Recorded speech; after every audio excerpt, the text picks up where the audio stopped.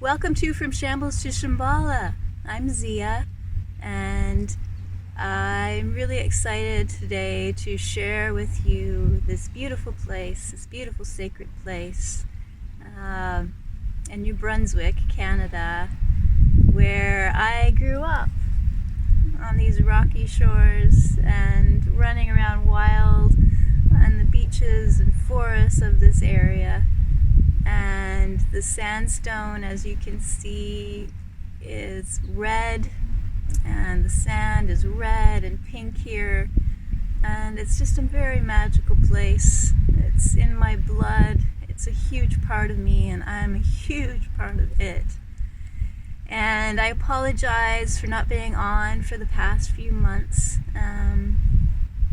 My focus shifted a great deal over the past little while, and I was really focusing on coming here this summer.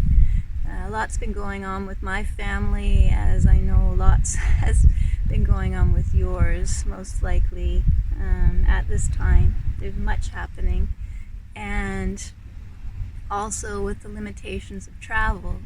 And so quite often we're not able to be with our loved ones or able to return to those places that are the most sacred and nourishing and fortifying for us in these times. And we're needing to connect with them in any way that we can, and to really just realize and remember that they're inside of us no matter where we are in the world.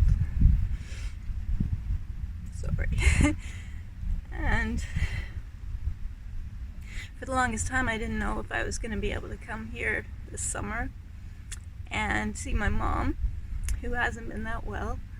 She has been through a lot with not being able to see her family, and she's an elder now, and I'm very blessed that my brother and sister-in-law have been nearby throughout this entire time, and have been able to take care of her, check in on her, because she still lives alone in a big old house, and she's 88 years old. And she, throughout this, she just got sad and lonely, and not knowing if she was going to be able to see her daughters, or when she'd be able to see her daughters again. We're all scattered in different places, and me on the west coast of Canada, and she's on the east coast here. And then on July 1st, she fell and broke her hip and was rushed to the hospital, and had surgery a couple of days later. And she came through the surgery just fine, but there were complications afterwards, and she started filling up with fluid, and they thought for a while that she had pneumonia. Fortunately, she came through that, and the fluid started to clear. And around that time, I found out that I was going to be able to come here to visit, and that's what I've been holding space for so long, and really part of the reason why I haven't been on for the past few months, because it was taking all of my energy and all of my focus to just dream this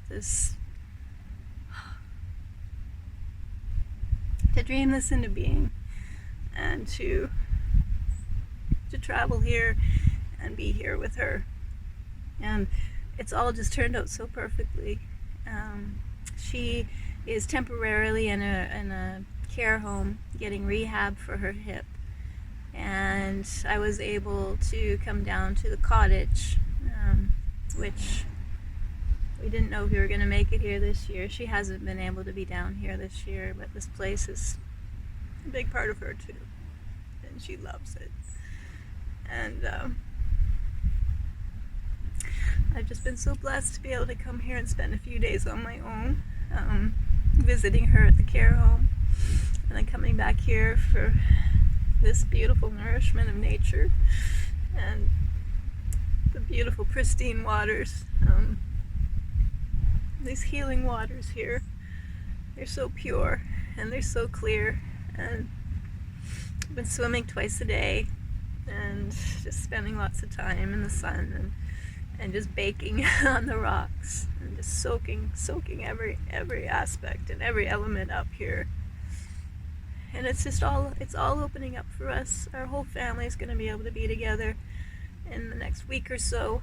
My sister lives in the States, and she couldn't come to Canada for almost 20 years because she wasn't able to get her green card.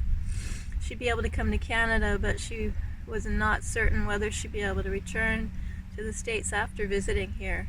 But a few months ago, finally, after so many years, her green card arrived in the mail, and she's coming. She's coming in the next few days.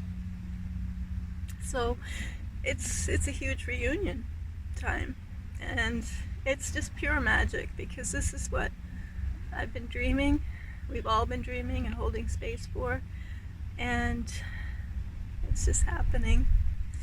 So I'm just sharing this because I know that many of you are going through similar things, and it's not an easy time, but it's also so magical and so powerful, and just a wonderful reminder that we do have the power to dream our world into being, and whatever it is that we yearn for, it can happen. It will happen. The mightiest dreams will come true, especially if they have anything to do with nature. It's just time. It's time to reunite with her. It's time to reunite with our true spirit family, and that gold frequency that is growing within us every day. Our own source connection and our own power in this world, especially when we dream together. My entire family has dreamed this for the past several months, and it's happening, and it just feels like it's the way to make the impossible possible.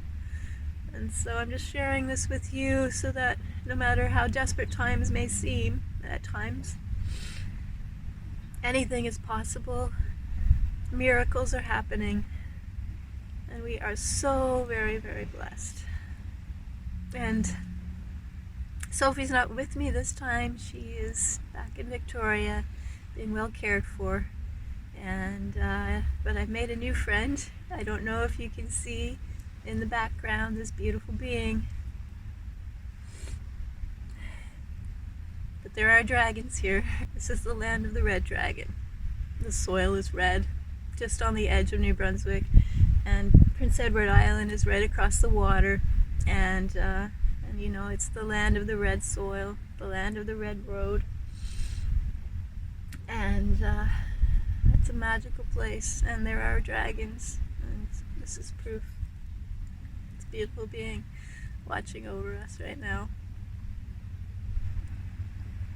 And so, special treat, at the end of the video I'll share pictures from this trip of the land. This is the land that held me when I was young. It reminded me of my own spirit.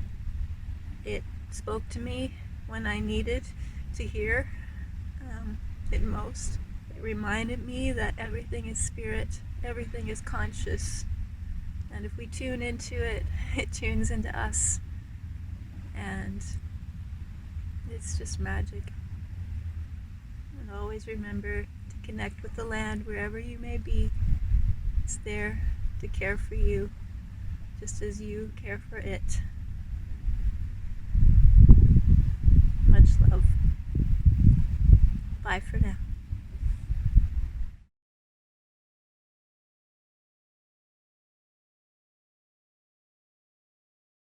Hi everyone, Peter here. I'm sitting in this beautiful Japanese garden in Esquimalt Gorge Park, which is in Virgo, in the landscape zodiac of Victoria, because we've just moved out of the sun sign of Leo and into the sun sign of Virgo. I think quite a few people are somewhat relieved about that. The Leo energy this year was huge, with that full moon on the first degree and the blue moon on the last degree throughout the month of the sun sign of Leo. We had these huge energies pouring down upon us, high frequency light vibrations coming in, Mother Earth herself stepping up, and all the chaos and confusion that's going on in the outer world. We are in the end times, and this chaos and confusion has to work its way through before we can move on into the higher frequencies. So you're just being asked to be really calm and centered and taking care of yourself at this time. Virgo is about self-nourishment, self-nurturing, and being very aware of the inner critic and not allowing the inner critic to bring you down in any way, shape or form. So being kind and gentle with yourself. The last weekend in August saw the arrival of the 40th gene key in the gene keys, which is the first gene key in the codon ring of alchemy. 4 keys, the 40, the 64, the 47 and the 6. And the 40th gene key is asking us to step into complete and deep relaxation on all levels: our mind, our body, our spirit and our emotions. And so this next 3 weeks is this wonderful opportunity to go into the alchemical factory inside our belly, to transmute all of the old energies that no longer serve us, to set ourselves free, to move into the next level of human evolution. That then leads us into the 46th gene key, which is the gene key of the fall equinox, where we have the transition out of Virgo and into Libra. And so there's a preparation going on to step into that fall equinox, where we want to step into a state of balance, harmony, and personal inner and outer justice in the world. So I'm just going to be brief today in terms of this update of what is going on in the world and what we are moving into over this next little while. These energies are intense and will remain so. So do look after yourself, nurture yourself, give yourself time to rest and relax, and enjoy this magnificent Mother Earth. As I said that, the leaves of the tree around me just started to wave. There we go. So she's just reminding us to spend time with her and be with her in this absolutely beautiful space that she's created for us here on the earth. Take heart. This is all going to lead to a wonderful conclusion, and we are in the most rocky and challenging times right now. So I wish you well on your journey through this time.